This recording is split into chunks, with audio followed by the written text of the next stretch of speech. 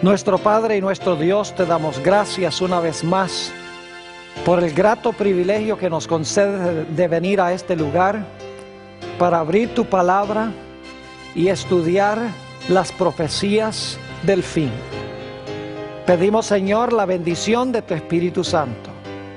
Danos claridad de pensamiento y danos la disposición de aceptar lo que tienes para nosotros en este tema.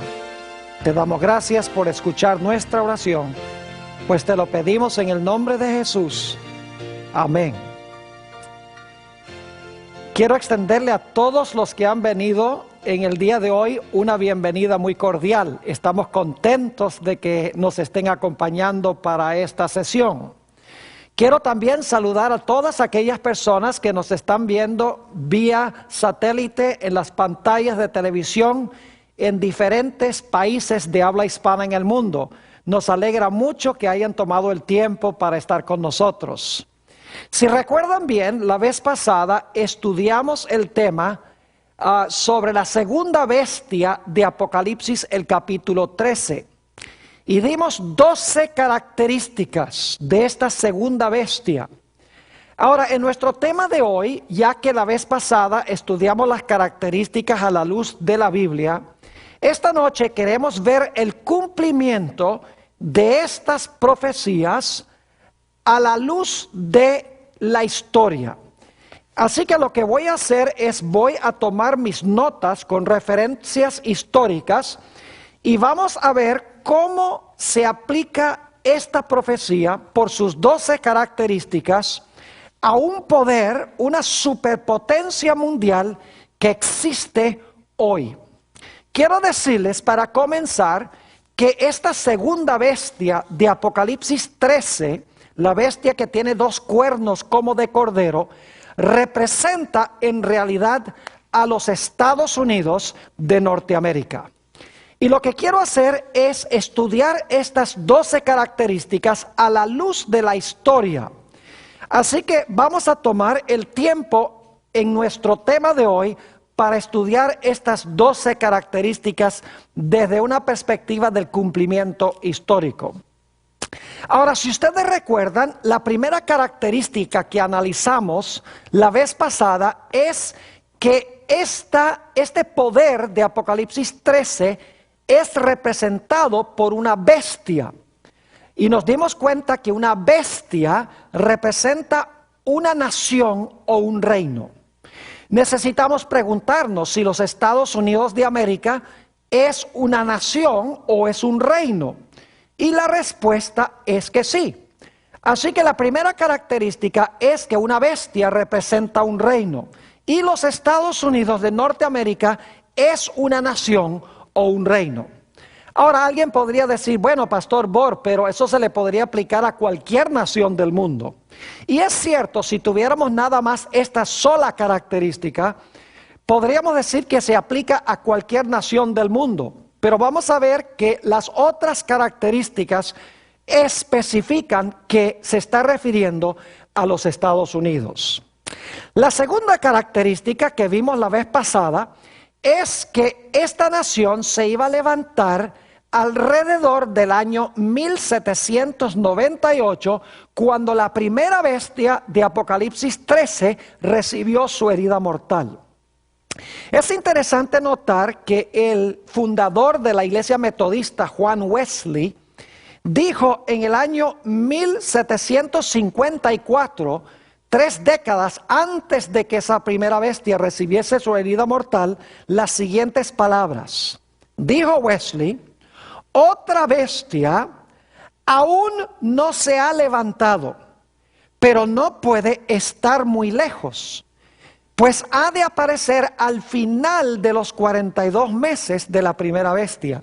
Es decir, Wesley reconocía en 1754 que la primera bestia estaba llegando al final de su carrera y que una segunda bestia se iba a levantar muy pronto, según dice en esa cita.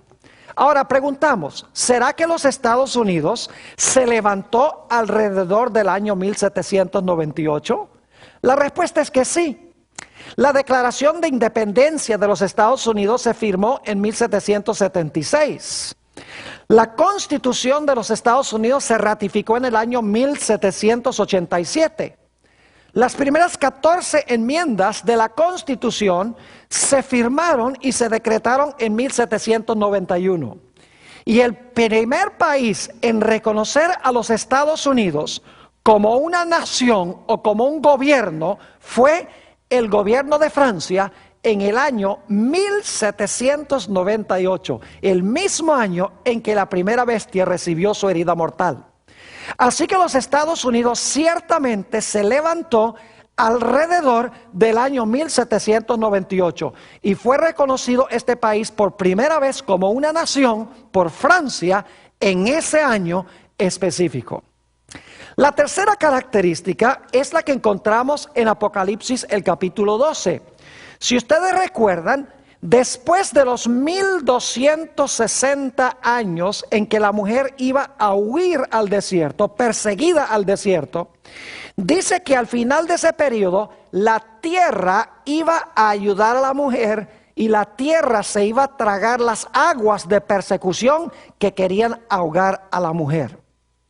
Ahora, no cabe duda de que los Estados Unidos es representado por la tierra, porque la historia nos dice que de Europa huyeron muchedumbres de personas aquí a los Estados Unidos buscando libertad de conciencia, buscando adorar a Dios de acuerdo a los dictámenes de su propia conciencia. Es decir, que este país, la tierra, le proveyó refugio a los que estaban siendo perseguidos por la bestia en Europa durante los 1260 años para que ellos pudieran adorar a Dios de acuerdo a los dictámenes de su conciencia. Si ustedes recuerdan, en la profecía de Apocalipsis, el capítulo 12, tenemos un dragón, luego al dragón le salen 10 cuernos, luego gobierna el dragón durante los 1260 días y luego la tierra ayuda a la mujer. Es decir, la tierra tiene que levantarse alrededor del año 1798 cuando cae la primera bestia. No cabe duda de que los Estados Unidos le proveyó a los perseguidos de Europa, los que estaban siendo perseguidos durante 1260 años por este sistema, por la Iglesia Romana. Este país les proveyó refugio. La tierra, en otras palabras, ayudó a la mujer. La cuarta característica que estudiamos es que esta potencia estaba recién retoñando o levantándose en 1798. No había alcanzado el apogeo de su poder todavía. Estaba recién, dice en Apocalipsis 13, subiendo de la tierra. Y vimos que esa palabra subiendo en realidad se usa para describir el crecimiento silencioso de una planta que se está levantando de la tierra. Además de eso, notamos en Apocalipsis 13 que esta bestia tiene 2 cuernos como de cordero. No dice cuernos como de carnero, que ya es una oveja bien crecida, adulta. Dice que tiene 2 cuernos como de cordero. Es decir, está recién retoñando en 1798, recién levantándose y no ha alcanzado todavía el apogeo de su poder. Yo pregunto, ¿los Estados Unidos se estaba recién levantando en el año 1798 silenciosamente como una planta? Sí, porque los Estados Unidos no tuvo que pelear contra ninguna de las potencias anteriores.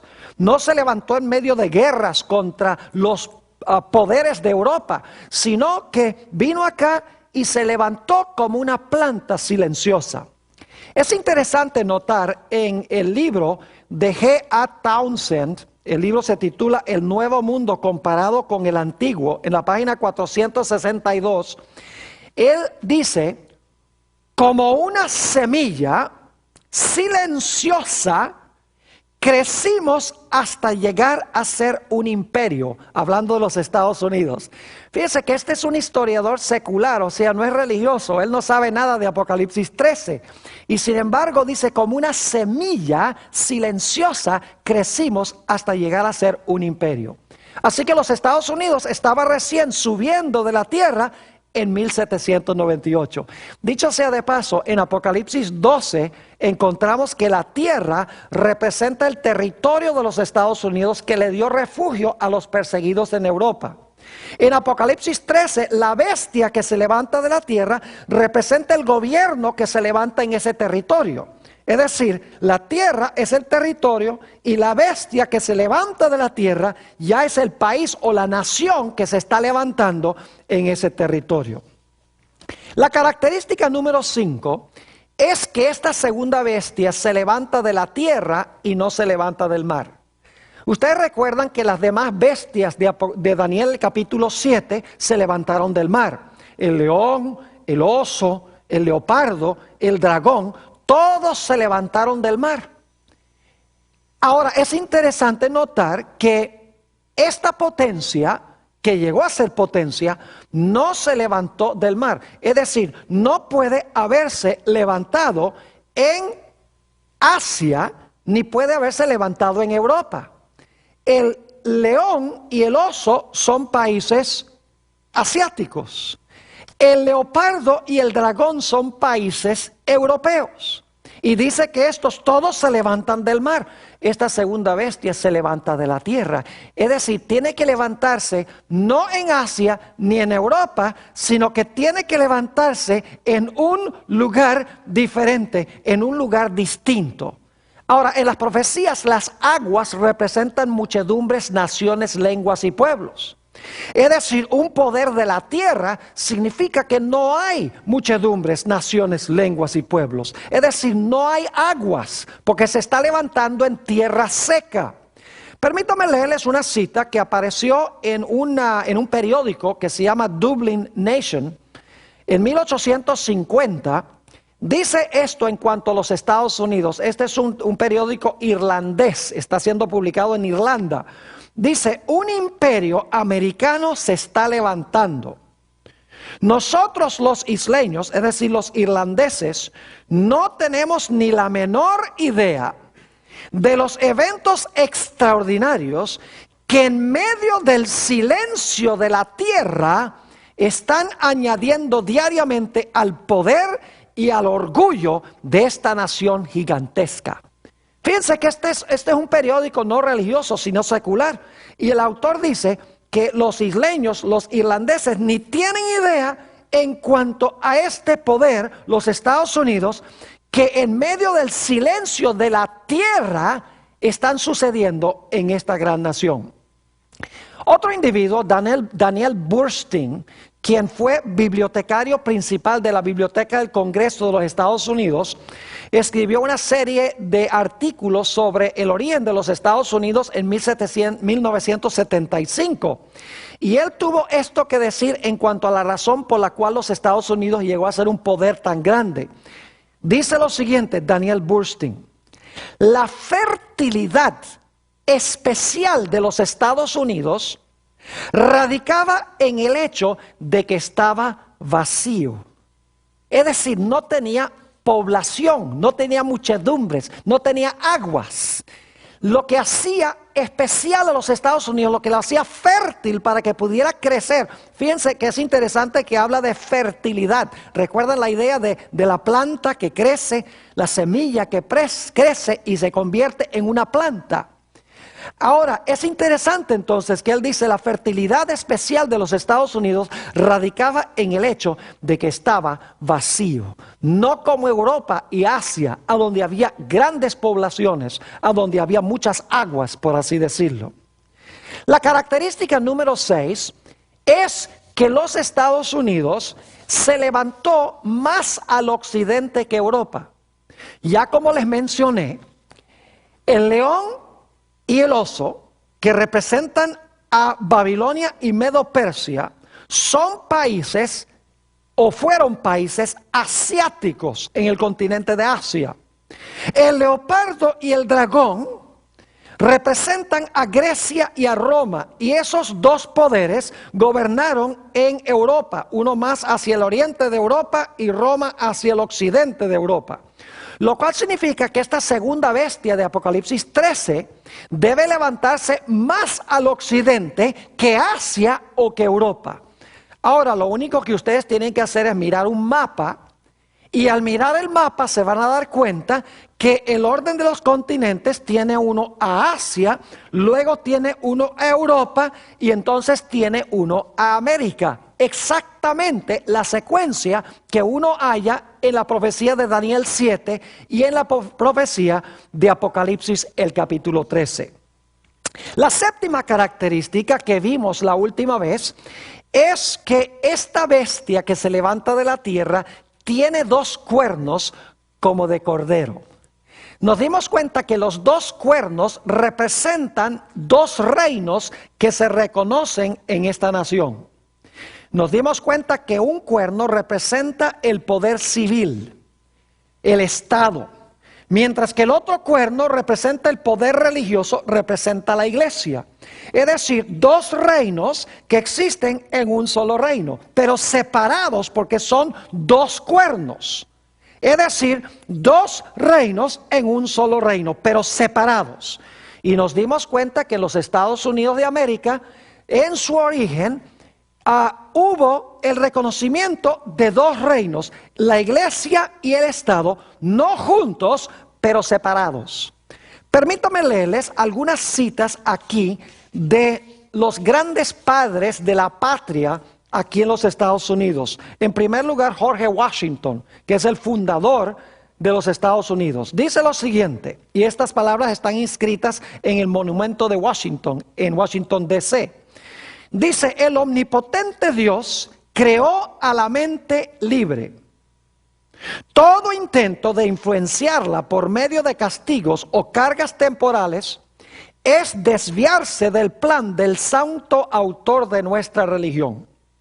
Ninguna persona se verá obligada a frecuentar o apoyar ninguna adoración religiosa o ministerio, ni sufrirá por causa de sus opiniones religiosas o creencias religiosas, sino que todos dispondrán de libertad para profesar y defender por la argumentación sus propias opiniones en materia de religión.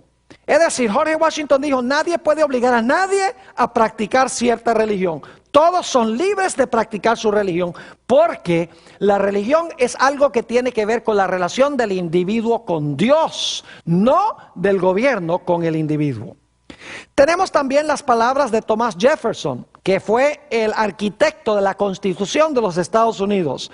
Dice también en el monumento de Jefferson, allá en Washington, D.C., las siguientes palabras: solo el error necesita el apoyo del Estado. Solo el error necesita el apoyo del Estado. La verdad se puede mantener por sí sola. Es decir, el Estado no está para defender y apoyar a la iglesia. Thomas Jefferson también habló de la pared de separación entre la iglesia y el Estado. Es una metáfora que se originó con él. James Madison, quien fue el autor intelectual de la Constitución de los Estados Unidos, habló de la separación radical entre la iglesia y el Estado. Estos fueron los grandes fundadores de los Estados Unidos, reconociendo que la religión debe mantenerse separada del Estado. Es interesante notar también las palabras de Benjamin Franklin. Benjamin Franklin era un hombre muy inteligente, además de eso era inventor, era un científico de alta alcurnia. Y fíjense lo que dijo Benjamin Franklin sobre la religión. Dijo: cuando una religión es buena, creo que se apoyará a sí misma. Cuando no se apoya a sí misma y Dios no se encarga de apoyarla, de tal manera que los que la profesan tienen que pedirle a los poderes civiles que la ayuden, es señal, creo yo, de que es una religión mala. Es decir, cuando el Estado tiene que apoyar y sostener a la iglesia, eso está mal. Es una religión equivocada y falsa. En los Estados Unidos se escribió la Constitución y se ratificó en 1787. Y en 1791 se agregaron 14 enmiendas a la Constitución. Es interesante notar la primera enmienda de la Constitución de los Estados Unidos. Dice la primera enmienda las siguientes palabras: el Congreso no hará ninguna ley que tenga que ver con el establecimiento de religión, ni tampoco que prohíba su libre ejercicio. Es decir, el Congreso no puede establecer religión, ni puede prohibir que usted practique su religión, según la primera enmienda de la Constitución de los Estados Unidos. Ahora, lo interesante es que esa es solo la primera parte de la primera enmienda. La segunda parte de la primera enmienda garantiza derechos civiles. Le garantiza a la gente el derecho de expresión. Le garantiza el derecho de reunirse pacíficamente. Le garantiza al ciudadano el derecho de exigirle al gobierno que se le haga justicia si alguien le hizo una injusticia. Es interesante que la primera enmienda de la Constitución de los Estados Unidos, ratificado en 1791, los que escribieron esto hablaron en la primera parte de la enmienda sobre el hecho de que el Congreso no podía hacer ninguna ley que estableciera religión, ni tampoco podía prohibir que la gente practicara su religión. Y luego en la segunda parte de la primera enmienda garantiza derechos civiles. Eso demuestra que los que formaron la Constitución de los Estados Unidos y las enmiendas reconocieron que la iglesia es iglesia y el Estado es Estado, y no se deben mezclar las dos cosas.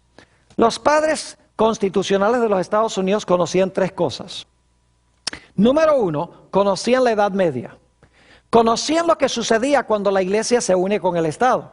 Estaban viviendo cerca del tiempo cuando cayó ese primer poder que persiguió durante 1260 años. Así que ellos sabían que en la Edad Media la iglesia se había unido con el Estado y sabían que como resultado había venido la persecución. Así que ellos dijeron, no queremos un sistema como el de la Edad Media, que unió la iglesia con el Estado, porque ahí viene persecución. También conocían la historia de la época de la colonia en los Estados Unidos. ¿Saben ustedes? La historia de los Estados Unidos se puede dividir en dos grandes segmentos: la época colonial y la época constitucional. Yo no sé si ustedes sabían, pero en la época colonial de los Estados Unidos, la iglesia y el Estado estaban unidos. ¿Y saben lo que pasaba? Cuando una persona, por ejemplo, el diezmo se le pagaba era al gobierno y el gobierno le pagaba a los pastores, le pagaba a los ministros en la época colonial de los Estados Unidos. Y claro, la gente en la iglesia que no diezmaba, o le ponían una multa o los echaban a la cárcel. Lo mismo si la gente no iba a la iglesia el domingo, porque se creía que el domingo era el día de reposo. Si una persona no iba el domingo, lo primero que podían hacerle era ponerle una multa. Si insistía en no seguir yendo, entonces lo echaban a la cárcel. Inclusive había una ley en la colonia de los Estados Unidos que decía que si por una tercera ofensa a la persona se le podía aplicar el castigo capital, es decir, se le podía matar por no asistir a la iglesia el domingo. Es decir, que en la época colonial se había unido la iglesia con el Estado y el resultado era la persecución. Y los padres constitucionales, que vivieron más de 150 años después de la época de la colonia, dicen: nosotros no queremos nada como en la Edad Media, ni queremos nada como en la época colonial. Queremos separar la iglesia del Estado, los dos cuernos como de cordero, de tal manera que no surja la persecución. Ahora es interesante notar que la profecía nos dice que esta bestia que tiene dos cuernos como de cordero, dos principios en armonía con Cristo, porque el cordero representa a Cristo. Cristo reconoció dos reinos. Jesús dijo: dad a César lo que es de César y a Dios lo que es de Dios. Dijo: mi reino no es de este mundo. ¿Ve? Dice: hay un reino de este mundo y hay el reino mío. Dice: hay que mantenerlos separados. Pero es interesante notar que según la profecía de Apocalipsis 13, esta bestia que profesaba tener dos principios como los de Cristo, iba a terminar hablando como un ¿qué? Iba a terminar hablando como un dragón. Es decir, iba a terminar hablando como Satanás. O iba a terminar hablando como Roma, porque ya hemos visto que Roma es representada por el dragón. El dragón que procuró matar al niño cuando el niño nació era Roma. Luego dice que ese dragón le dio su autoridad a la bestia, que es la Roma eclesiástica. Es decir, Roma eclesiástica recibe su poder de Roma pagana o del Imperio Romano. Y luego dice que esta segunda bestia habla como un dragón. Es decir, esta bestia iba a hacer lo mismo que hacía Roma durante el tiempo de Cristo y durante la época de la Edad Media. Iba a cambiar su carácter, en otras palabras. Saben que los Estados Unidos hoy en día se están empezando a escuchar los gruñidos del dragón. Fíjense lo que dijo el juez supremo de los Estados Unidos. Ya no es porque murió el año pasado, pero cuando era juez supremo hasta el año 2005, William Rehnquist dijo estas palabras: la pared de separación entre la iglesia y el Estado es una mala metáfora que se basa en un concepto erróneo de la historia. Es una metáfora que no ha servido para nada como una ayuda para juzgar. Debe ser franca y explícitamente abandonada. El juez de la Corte Supremo, de la Corte Suprema de los Estados Unidos, diciendo hay que deshacerse de la idea de la separación de la iglesia y el Estado. Roberto Grant, uno de los líderes de una organización que se llama La Voz Cristiana. Esa organización ya no existe, pero fue hace algunos años y demuestra cuál es el sentir que hay en los Estados Unidos en el presente. Dice, si los cristianos nos unimos, podemos hacer cualquier cosa. Podemos implementar cualquier ley o enmienda. Y esto es precisamente lo que tenemos la intención de hacer. Es decir, vamos a unirnos los cristianos y vamos a imponer la ley como nosotros queramos. Es decir, la iglesia posesionándose del Estado, como sucedió en la Edad Media. Ralph Reed, quien fue el director ejecutivo de la Coalición Cristiana, ya no es, pero fue, esto fue muy recientemente, dijo lo siguiente: lo que los cristianos tenemos que hacer es tomar el control de este país de nuevo. Un precinto a la vez. Un vecindario a la vez, un estado a la vez. Honestamente, creo que durante mi vida veré de nuevo a un país que es gobernado por cristianos. Fíjense la idea nuevamente de que los cristianos deben tomar posesión del gobierno. Keith Fournier, que escribió un libro que se llama Católicos Evangélicos y que por mucho tiempo fue el director ejecutivo de una organización de Pat Robertson que se llama Centro Americano de la Ley y la Justicia, dijo estas palabras: derribemos este muro. Y lo puso con un signo de exclamación. Ahora, cuando uno mira la Corte Suprema de los Estados Unidos, uno se da cuenta que hay gran peligro con la separación de la iglesia y el Estado. La Corte Suprema de los Estados Unidos tiene 9 jueces y en el presente 5 de esos jueces son católicos romanos. 4 de ellos son ultraconservadores. Los nombres de los 5 son el juez Thomas, el juez Scalia, el juez Kennedy, el juez Roberts y el más reciente Samuel Alito. Son personas que traen la idiosincrasia católica a un país protestante. La idea de que la iglesia y el Estado deben estar unidos. Es decir, que el Estado debe beneficiar y debe ayudar a la iglesia.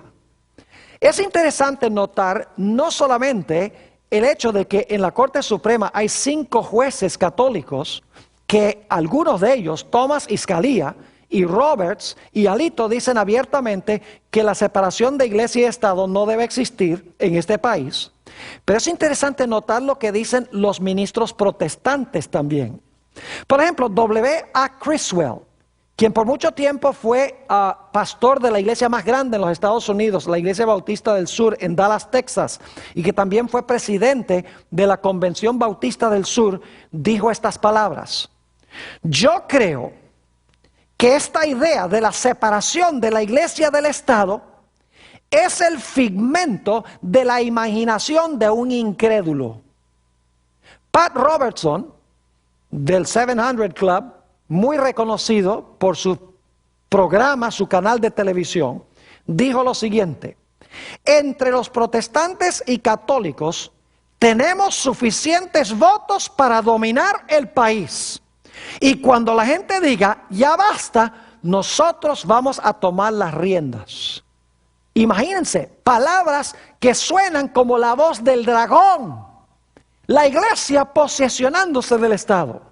Keith Fournier, que ya mencioné, dijo estas palabras: la pared de separación entre la iglesia y el Estado, que fue edificada por humanistas seculares y otros enemigos de la libertad religiosa, tiene que caerse. Esa pared es una mayor amenaza para la sociedad que lo que era el muro de Berlín. Aquellos que se oponen a nuestros puntos de vista son los nuevos fascistas. George Bush, el presidente ahora de los Estados Unidos, firmó una dirección ejecutiva, una orden ejecutiva de que el gobierno podía tomar dinero federal para darle a las iglesias para que lleven adelante su obra de caridad. Es una violación de la separación de iglesia y Estado. Además de eso, él aprobó que el gobierno puede tomar dinero público que reciben de nuestros impuestos y se lo pueden dar a los padres para que los padres manden a sus hijos a escuelas sectarias, es decir, a escuelas religiosas. Una violación abierta de la separación de iglesia y Estado. Lo que es más aterrador, y ustedes lo vieron recientemente, fue la reacción a la muerte del Papa Juan Pablo II. Fue algo extraordinario. Por 3 semanas uno no podía ver ninguna otra noticia, sino la noticia en cuanto a la muerte de Juan Pablo II en todos los canales de las noticias. Imagínense que el Vaticano es la nación más pequeña, una de las más pequeñas, posiblemente Mónaco sea igual, pero es una de las naciones más pequeñas del mundo. No tiene ejército, ni tiene armamentos, y sin embargo por 3 semanas no se podía saber nada sino en cuanto a la muerte del Papa. 80 líderes de países del mundo fueron allá representando a sus respectivos países. 200 países estaban representados allí. Las grandes religiones estaban representadas. Habían líderes budistas, habían líderes hinduistas, habían líderes judíos, inclusive habían líderes musulmanes. 3 presidentes de los Estados Unidos estuvieron allí, junto con Condoleezza Rice, y también estaba presente Bill Clinton allí. Y apareció una foto en el periódico con todos estos representantes de los Estados Unidos arrodillados delante del féretro de Juan Pablo II. 300,000 personas se reunieron en la plaza de San Pedro para presenciar el funeral de Juan Pablo II. 5 millones de personas entraron a la ciudad de Roma para este evento. Algunas personas se pararon por 24 horas en cola, esperando nada más ver el cuerpo de Juan Pablo II. Si ustedes recuerdan que cuando se dio la herida mortal, no había país en el mundo que quería tener una relación con esta potencia. Los tiempos ciertamente han cambiado grandemente. La Biblia dice que esta bestia tenía 2 cuernos de cordero, pero que habló como un dragón. Y estamos empezando a escuchar la voz del dragón. La característica número 8 es que esta potencia tiene que ser un poder de alcance global, militarmente, políticamente y económicamente.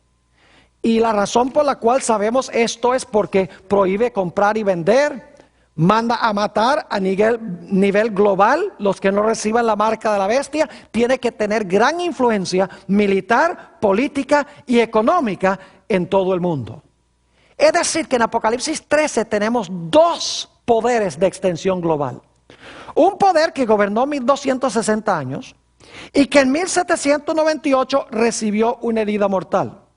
El otro poder que en ese mismo año, 1798, estaba levantándose al poder y que iba a cobrar proporciones globales. Es decir, estos 2 poderes iban a tener influencia global e iban a existir en el mundo alrededor del mismo tiempo.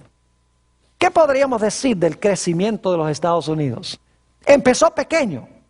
¿Podrían ustedes decir que los Estados Unidos es un poder, una potencia global, militarmente, políticamente y económicamente? Claro que sí. Permítanme mencionarles algo sobre la población de los Estados Unidos.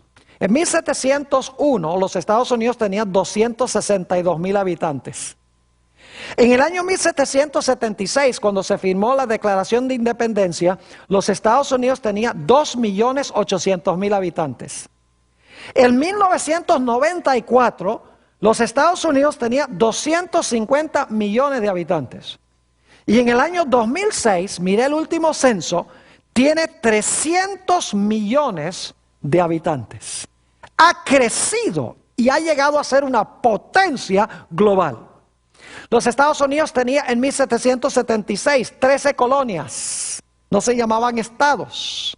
En el año 2006 hay 50 estados con una extensión geográfica de 2,8 millones de millas cuadradas.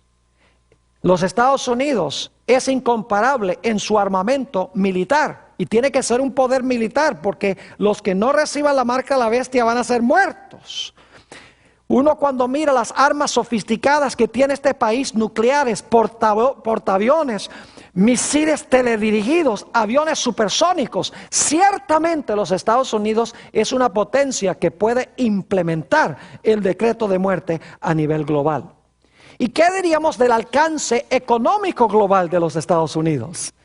En realidad, toda la economía del mundo se basa sobre la economía de los Estados Unidos. ¿Y qué diríamos políticamente de los Estados Unidos? Ustedes saben que tiene la nariz inmiscuida en los asuntos políticos de cada país del planeta Tierra. Es decir, que hay dos superpotencias al final. Una que cayó en 1798 después de gobernar 1260 años y la otra que se estaba levantando en ese tiempo que cobró poderío mundial. Característica número 9. Apocalipsis 13 nos dice que las dos bestias, la primera que gobernó 1260 años y la segunda que se levanta de la tierra con dos cuernos como de cordero, iban a gobernar contemporáneamente.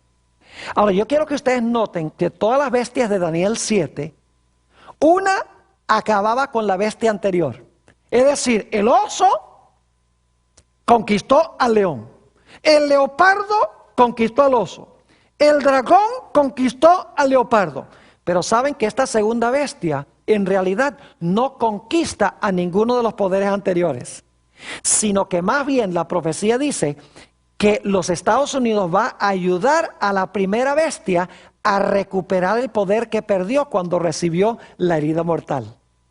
Es decir, que el poder de la iglesia romana se iba a unir con el poder de los Estados Unidos, especialmente los de la iglesia romana con los protestantes de los Estados Unidos. Y uno podría decir, ¿cómo es posible que pudiera suceder una cosa tal? Permítame compartir con ustedes algunas referencias que demuestran que los Estados Unidos ahora, los protestantes particularmente, están empezando a unirse con la iglesia romana. Por ejemplo, el 29 de marzo de 1994, 39 líderes católicos y protestantes firmaron un documento que se llama Evangélicos y Católicos Juntos, la misión cristiana en el tercer milenio.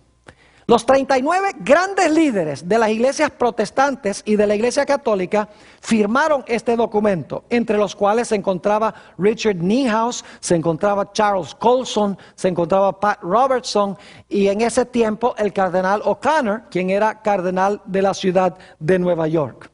Básicamente el documento dice, no peleemos los protestantes y los católicos sobre doctrinas, sobre teología. Dice, lo que tenemos que hacer es unir fuerzas para evangelizar al mundo. No ganemos miembros, la una iglesia de la otra iglesia. Unámonos y evangelicemos al mundo. Firmado por los grandes líderes católicos y protestantes. Fíjense lo que dijo Pat Robertson, un hombre dirigente del protestantismo en los Estados Unidos, tiene una emisora de televisión, entre otros negocios. Dice en cuanto a este documento que él firmó: la crisis moral que afronta nuestra sociedad actual y el desmoronamiento patente del orden social exige una mayor cooperación entre la gente de fe. Ha llegado el momento de echar a un lado nuestras pequeñas diferencias doctrinales y enfocarnos en Cristo Jesús. Yo apoyo este documento, dice Pat Robertson, porque creo que es imperativo que trabajemos para unir al cuerpo de Cristo. Otro documento que firmaron los católicos con los luteranos, yo no sé si ustedes recuerdan, pero Martín Lutero fue el que comenzó la Reforma Protestante en el año 1517, se separó de la Iglesia de Roma porque él creía que la Iglesia de Roma estaba enseñando ideas erróneas sobre la justificación por la fe. Él decía, la Iglesia romana dice que uno se salva por sus obras, pero la Biblia dice que uno es salvo por fe. Pues saben ustedes que por un periodo de 33 años, los teólogos de la Iglesia Luterana, 61,5 millones de miembros en la Iglesia Luterana, se unieron con los teólogos de la Iglesia Católica para estudiar de nuevo el asunto de la justificación por la fe. El 31 de octubre de 1999, estos teólogos firmaron un documento que se llama Declaración Conjunta sobre la Justificación por la Fe. ¿Y saben ustedes lo que dijeron en este documento? Los luteranos y los católicos dijeron que la reforma protestante nunca debería haber sucedido. Dijeron, en realidad fue una batalla de palabras, porque estamos de acuerdo en realidad sobre la justificación por la fe, pero era una batalla semántica, malos entendidos entre uno y el otro, pero en realidad no había ninguna diferencia teológica entre el protestantismo y el catolicismo. Increíble que los luteranos mismos estuviesen firmando este documento con la iglesia de la cual se habían separado. Es interesante notar que los protestantes están más y más adoptando el punto de vista de la Iglesia Católica de la Virgen María. Yo nunca pensé que los protestantes podían adoptar la mariología de la Iglesia Católica. Pero es interesante, en la revista Time del 21 de marzo del 2005 apareció este título: Ave María. Los católicos por largo tiempo la han venerado, pero los protestantes han hallado sus propias razones para celebrar a la Madre de Jesús. Es decir, los protestantes están empezando a adoptar la mariología de la Iglesia Católica. Ahora, hay tantas cosas más que podría hablar sobre el acercamiento entre católicos y protestantes. ¿Sabe? Una de las cosas que ha unido grandemente a los católicos y los protestantes es pelear juntos en contra del desmoronamiento moral de la sociedad. Es decir, pelear en contra de los que están diciendo que debemos legalizar matrimonios entre homosexuales. Los protestantes y los católicos dicen, unámonos para pelear en contra de esos. También los protestantes y los católicos se han unido en la causa de prohibir el aborto, de defender la vida. Y dicen, unamos nuestras fuerzas para defender la vida y para prohibir el aborto. Ahora, yo no estoy diciendo que el aborto está bien, yo creo que el aborto está mal. Pero lo que estoy diciendo es que estas causas sociales lo que están haciendo es uniendo a los católicos con los protestantes para batallar contra el desmoronamiento social, es decir, la caída de la moral de la sociedad. Y entonces dicen, olvidémonos de doctrinas, olvidémonos de las enseñanzas, tenemos un enemigo común, peleemos en contra de ese enemigo. El Concilio Vaticano II acercó mucho a los católicos y los protestantes. Además de eso, la elección del presidente John Kennedy, ojalá tuviera tiempo de hablar de todas las circunstancias sociales. Cuando Kennedy fue electo en los Estados Unidos, la gente decía, ¡ay, se acabó el mundo, ahora viene la persecución! Pero en realidad John Kennedy fue muy admirado por la gente en los Estados Unidos y también por la gente fuera, y no vino la persecución. Así que la gente empezó a decir, bueno, este sistema no representa en realidad ningún peligro. ¿Saben ustedes que la caída del comunismo allá en Europa Oriental se debe a una alianza que hizo el presidente Ronald Reagan con el Papa Juan Pablo II. Fíjense la unión de los Estados Unidos con la iglesia romana, tal cual lo dice Apocalipsis 13. La segunda bestia ayuda a la primera bestia a recuperar su poder. La revista Time, del febrero 24, 1992, en un artículo que se titula La Santa Alianza, The Holy Alliance, tuvo estas palabras que hablar en cuanto a la cooperación entre Reagan y el Papa para derrocar el comunismo en el oriente de Europa. Dice lo siguiente: el 7 de junio de 1982, Reagan y Juan Pablo se reunieron por 50 minutos en el Vaticano. Durante esa conversación nació el plan para acabar con el comunismo. En esa reunión, Reagan y el Papa acordaron emprender una campaña clandestina para apresurar la disolución del imperio comunista. Declara Richard Allen, el primer asesor de seguridad nacional de Reagan. Esta fue una de las grandes alianzas secretas de todos los tiempos. Los Estados Unidos puso de su parte su poderío militar y su poderío económico, mientras que el Vaticano puso su servicio de inteligencia, porque tenía muchos miembros en Europa Oriental, y le facilitó eso a los Estados Unidos, y los Estados Unidos usó su poder militar y su poder económico para derribar el comunismo. No es coincidencia de que Juan Pablo II y Ronald Reagan fueron ambos heridos con una separación de cuestión de meses. Y las heridas que les suministraron fueron curadas y siguieron gobernando sobre los Estados Unidos y sobre el Vaticano. Es interesante notar lo que están diciendo los líderes protestantes en cuanto a la necesidad de que los Estados Unidos se una con la iglesia romana. Voy a leer algunas citas aquí rápidamente. Robert Grant, quien mencioné, estableció una organización que se llama Voz Cristiana, dijo esto: si los cristianos nos unimos, podemos hacer lo que queramos, podemos pasar cualquier ley o enmienda. Y esto es precisamente lo que tenemos la intención de hacer. Unirse los católicos con los protestantes. Un país protestante como Estados Unidos con la iglesia romana. Encontramos que siguió diciendo Robert Grant lo siguiente: podemos hacer lo que queramos. Podemos enmendar la Constitución, podemos elegir a un presidente. Y ustedes saben que el protestantismo, unido con los católicos, en realidad influyeron sobre la elección de George Bush en sus dos elecciones. Dice, podemos elegir a un presidente, podemos cambiar o hacer cualquier ley del país y nos incumbe hacerlo.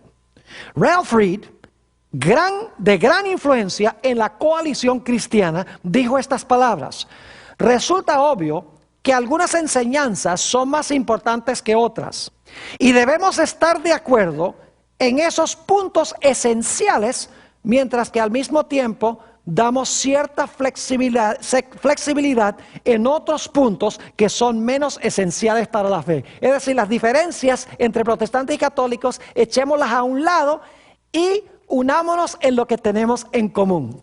Ya mencioné W.A. Criswell, quien fue presidente de la Convención Bautista del Sur y pastor de la iglesia más grande en esa época, bautista, que quedaba en la ciudad de Dallas, dijo estas palabras: no conozco a ningún grupo que esté más comprometido con las doctrinas fundamentales del cristianismo que la iglesia católica.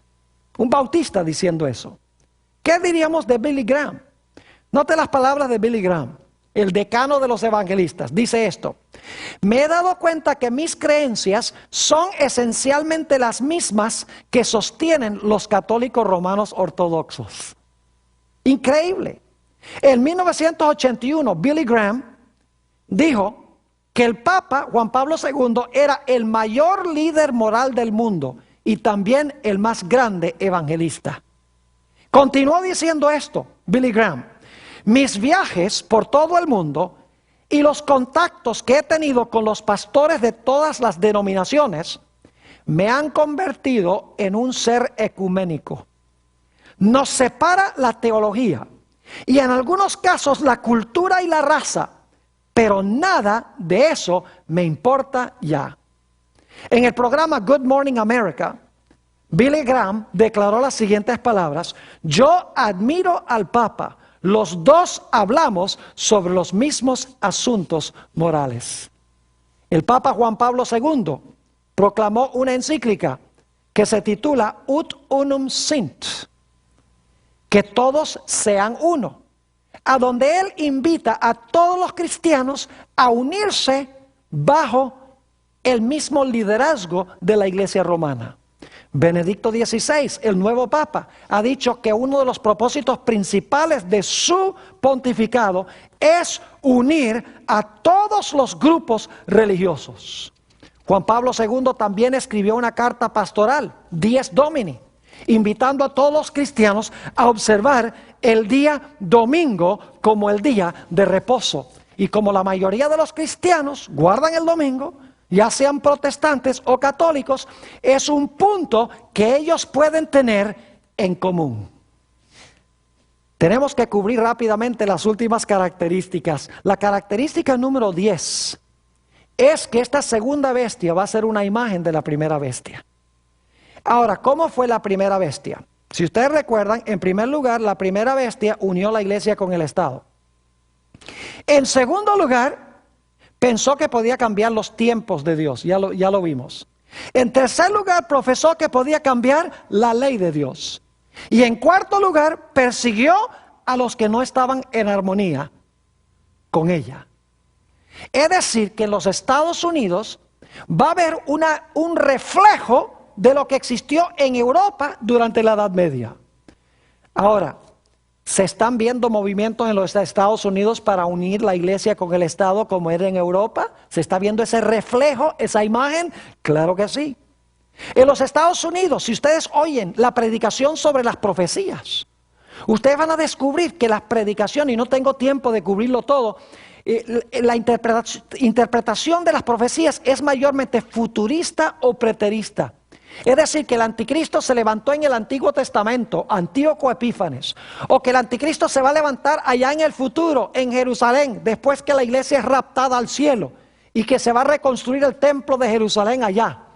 Los protestantes enseñan especialmente un anticristo futuro, mientras que los católicos enseñan un anticristo pasado. Y mientras tanto, vemos un reflejo de lo que fue en la Edad Media en los Estados Unidos y la gente no lo ve porque está mirando un panorama profético que no es bíblico. Está mirando a donde no es. En los Estados Unidos la mayoría de los cristianos guardan el domingo. Ese es el cambio en la ley. Al guardar el domingo están reconociendo la autoridad del que profesa haber cambiado el día. Además de eso, nos dice en Apocalipsis 13 que va a llegar el momento en que aquellas personas que no acepten la perspectiva profética, aquellas personas que no observen el falso día de reposo, van a ser perseguidos por causa de su fe. Característica número 11. Dice que este poder, esta segunda bestia, va a imponer la marca de la bestia. Es decir, no solo va a ser una imagen de la primera bestia, sino que va a imponer la marca de la primera bestia. Ahora, no hemos estudiado todavía la marca de la primera bestia. Ese será nuestro próximo tema. Vamos a hablar, el título del tema es Un árbol y un día. Y vamos a ver cuál es la marca de la bestia que va a imponer este país. Todavía este aspecto no se ha cumplido, pero se va a cumplir muy pronto. Finalmente, nuestra característica número 12 se encuentra en Apocalipsis 16:13, a donde a esta bestia que se levanta de la tierra con los dos cuernos como de cordero, dice que es el falso profeta. Se le llama el falso profeta. Ahora, necesitaría 2 o 3 sesiones para hablarles del concepto bíblico de un falso profeta. Un verdadero profeta manda al pueblo de Dios a obedecer la santa ley de Dios y a adorar al verdadero Dios. Los falsos profetas profesan adorar a Dios, pero al mismo tiempo lo que hacen es pisotear la santa ley de Dios. ¿Saben lo interesante? Es que dice en Apocalipsis el capítulo 13 y el versículo 13 que esta segunda bestia, el falso profeta, va a traer fuego del cielo a la tierra a la vista de los hombres. Saben que recientemente estuve viendo un programa en televisión, un programa religioso, donde un evangelista famoso, cuyo nombre no voy a mencionar, dice: yo he recibido revelaciones de Dios, de que muy pronto yo voy a estar predicando en estadios, y en esos estadios va a caer fuego del cielo a la tierra, indicando así que el mensaje que yo estoy proclamando viene de Dios. Pero saben que este evangelista enseña que el domingo es el día de reposo. Y es uno de los individuos que quiere unir el protestantismo y el catolicismo. Y quiere derribar la pared de separación entre la iglesia y el Estado. Pero le está diciendo: yo soy un profeta y va a caer fuego del cielo un día cuando yo esté predicando en los estadios, en los Estados Unidos y diferentes partes del mundo. Es decir, que el falso profeta, representado por los protestantes en los Estados Unidos, van a enseñar un falso panorama profético. Van a apuntar los ojos hacia el Medio Oriente o hacia el cumplimiento pasado de las profecías del anticristo, cuando en realidad esas profecías se están cumpliendo en Roma y en los Estados Unidos en el presente. Que Dios nos bendiga y nos ayude a escapar de este poder.